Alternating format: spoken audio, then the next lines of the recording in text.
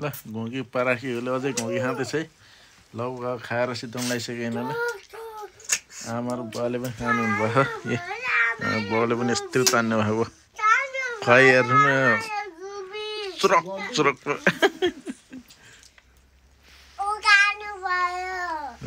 एउटा हेर यहाँ कराइरहेछ राति 10 बजिसक्यो 11 बज्न लागिसक्यो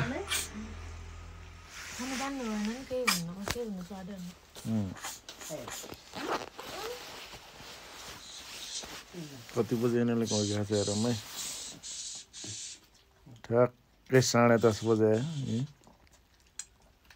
10:30 बजे यिनीहरूले घोकी खाँदैछ एक निन्द्रा सुतेर उठेर ल्याइदिएको खाइरहेछ यताखेर बाउले 100 रुपियाँ प्लेट रोटी 20 रुपियाँ वाला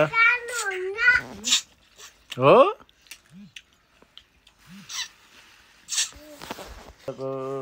ब्लग पनि